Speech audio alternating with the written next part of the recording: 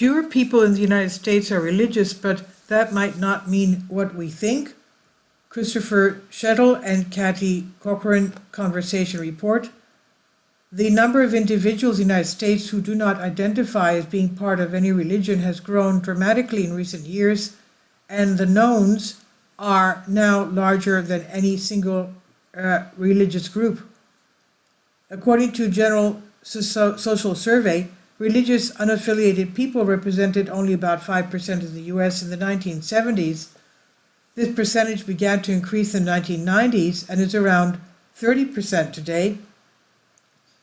At first glance, some might assume that this means nearly 1 in 3 Americans are atheists, but that's far from true. Indeed, about 4% of US adults identify as atheist. As sociologists who study religion in the US, we wanted to find out more about the gap between these percentages and why some individuals identify as an atheist while other unaffiliated individuals do not. Many shades of none. The religiously unaffiliated are a diverse group. Some still attend services, say they are at least somewhat religious, and express some level of belief in God, although they tend to do these things at a lower rate than individuals who do identify with a religion. There is even diversity in how religiously unaffiliated individuals identify themselves. When asked their religion on surveys, unaffiliated responses include agnostic, no religion, nothing particular, or none, and so on. Only about 17% of religiously unaffiliated people explicitly identified as atheist on surveys. For the most part, atheists more actively reject religion and religious concepts than other religiously unaffiliated individuals.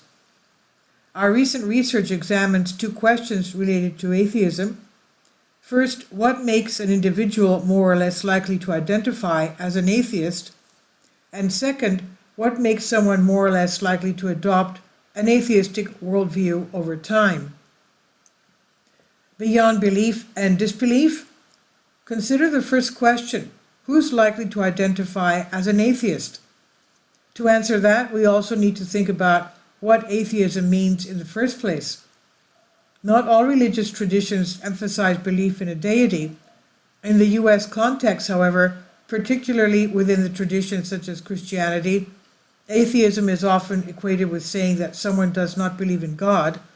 Yet, in one of our surveys, we found that among US adults who say, "I do not believe in God," only about half will select atheist when asked their religious identity. In other words, rejecting a belief in God is by no means a sufficient condition for identifying as an atheist. So why do some individuals who do not believe in God identify as an atheist while others do not? Our study found that there are a number of other social forces associated with the likelihood of an individual identifying as an atheist above and beyond their disbelief in God, particularly stigma. Many Americans eye atheists with suspicion and distaste. Notably, some social science surveys in the US include questions asking about how much tolerance people have for atheists alongside questions about tolerance of racists and communists. This stigma means that being an atheist comes with potential social costs, especially in certain communities. And we see this dynamic play out in our data. Among people who say they don't believe in God, how many call themselves atheists? Social factors play a role in whether people embrace the word. Social circle, all friends are atheists, 83.5%. No friends are atheists, 25.2%. Race, white, 59.1%. Black, 26.1%. Other race, 32.6%. Hispanic, 70.5%. Politics, extremely liberal, 71.5%. Extremely conservative, 38.8%. Political conservatives, for instance, are less likely to identify as an atheist even if they do not believe in God. Just under 39% of individuals identify as extremely conservative who say they do not believe in God identify as an atheist. This compares to 72% of individuals identifying as extremely liberal who say they do not believe in God. We argue that this likely is a function of greater negative views of atheists in political conservative circles. Adopting atheism, stating that one does not believe in God, however, is the strongest predictor of identifying as an atheist. This leads to our second research question. What factor makes someone more or less likely to lose their belief over time? In a second survey-based study from a different representative sample of nearly 10,000 US adults, we found that about 6% of individuals who stated that they had some level of belief in God at age 16 moved to saying, "I do not believe in God" as an adult. Who falls into this group is not random. Our analysis finds, perhaps unsurprisingly, that the stronger an individual's belief in God was at age 16, the less likely they are to have adopted an atheistic worldview as an adult. For instance, fewer than 2% of individuals who said that "I knew God really existed and I had no doubts about it" as a teenager adopted an atheistic worldview later on. This compares with over 20% of those who said that "I didn't know whether there was God and I didn't believe there was any way to find out" when they were 16. Who became an atheist? Overall, 6% of people who believed in God as a teenager became an atheist later on. The stronger someone's faith at age 16, the less likely they would lose it, though. I knew that God really existed, 1.6%. While I had doubts, I felt that God existed, 4.9%. I found myself believing in God some of the time, 9%. I didn't believe in personal God, but higher power, 11.6%. I didn't know whether there was a God, 20.3%. However, our analysis reveals that several other factors make one more or less likely to adopt an atheistic worldview. Regardless of how strong their teenage belief was, for instance, Black, Asian, and Hispanic Americans were less likely to later identify as an atheist than white individuals.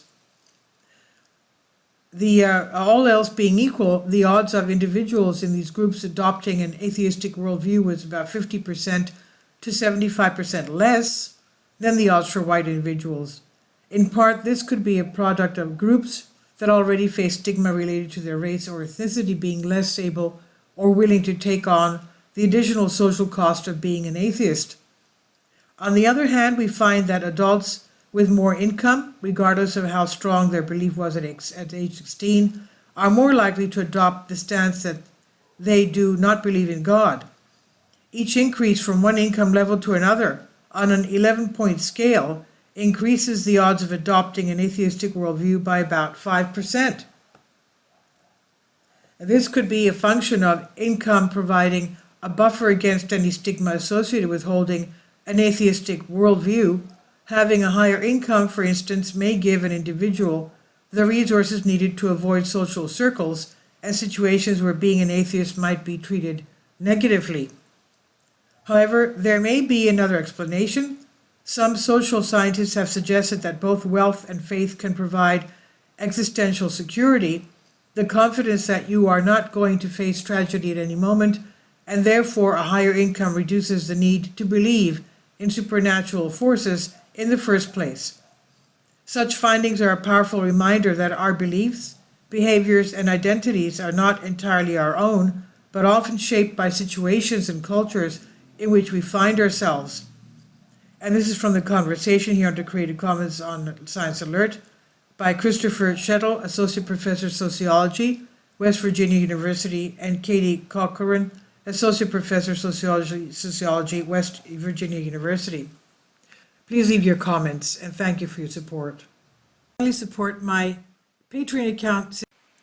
The daily posts are 5 videos daily, and they are totally different from what I have on my YouTube channel. Thank you so much for your support and that you find all my content so interesting. You'll find the Patreon account details in the description box below.